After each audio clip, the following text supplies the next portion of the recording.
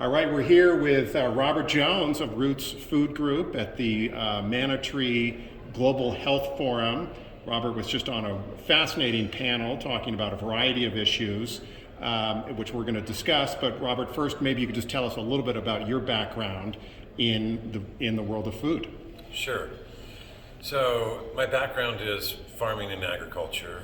I studied agricultural business in school and went straight into farming and have been involved in innovating various products and heavily involved in direct-to-the-consumer food products and programs on a national basis.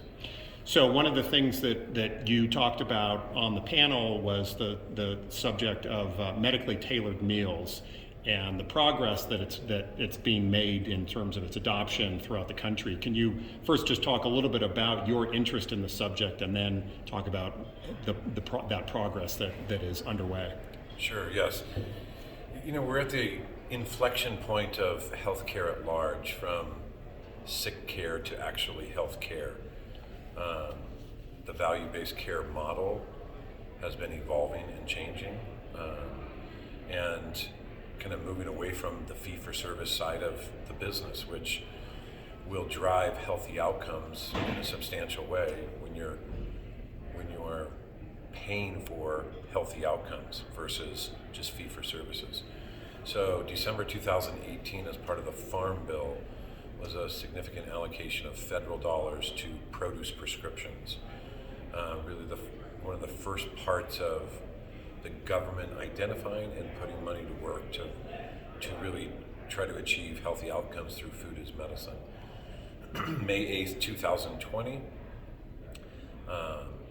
James McGovern out of Massachusetts, a Democrat, and the late Jackie Walorski, Republican out of Indiana, co-authored HR 5370, which makes medically tailored meals reimbursable as part of Medicare and Medicaid.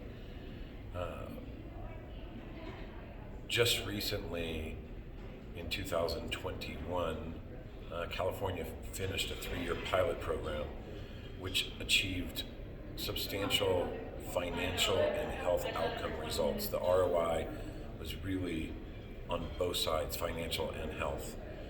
So they achieved a 32% reduction in net healthcare cost, a 63% reduction in readmission to the hospital, a 50% increase in medication adherence, and a 97% food security score versus being food insecure.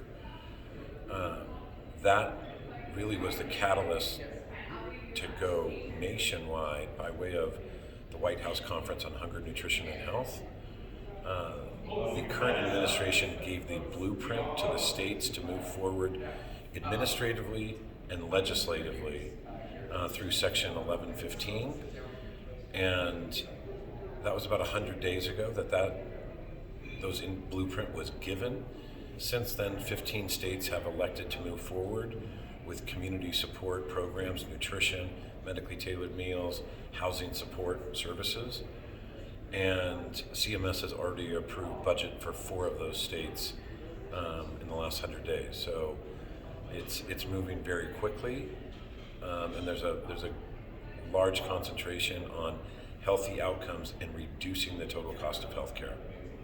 Well, it's so inspiring to hear all of what has been achieved. You mentioned HR 5370. Was that ultimately adopted? It has not been adopted yet, and that's why the federal government has basically paved the way for the states to move forward until such time that the federal government passes the same.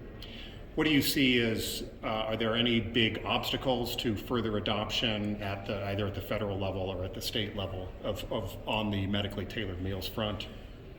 You know, it's being attacked at both sides, which is a good thing. The states have really stepped up. I mean, 16 states in 100 days is a very quick turnaround in this. And as they're still pushing on the federal side, and James McGovern is the head of Ways and Means, and he has a focus on food as medicine and health benefits. It is a bipartisan benefit and topic. It is highly conservative to reduce healthcare costs, and it is highly liberal to actually provide food. And the outcomes are twofold: health outcomes and financial ROI. So we know that doctors are not typically trained in medical school in nutrition. Do you see them as, have they been, allies or obstacles in pushing this movement forward? So we employ nutritionists and dietitians that intersect and work with the doctors themselves, kind of on a peer-to-peer basis. And they help instruct the doctors in the benefits of food. So honestly, in the state of California, if we have a meeting with a doctor, a doctor's group, a hospital, or skilled nursing facility, we have a 100% close ratio right now.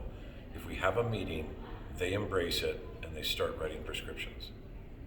Well, that is very encouraging, as is, again, the broader progress. Robert Jones, thank you so much for talking to Food and Health Facts about this, all the exciting things that are underway. Thank you, Matthew. Appreciate it.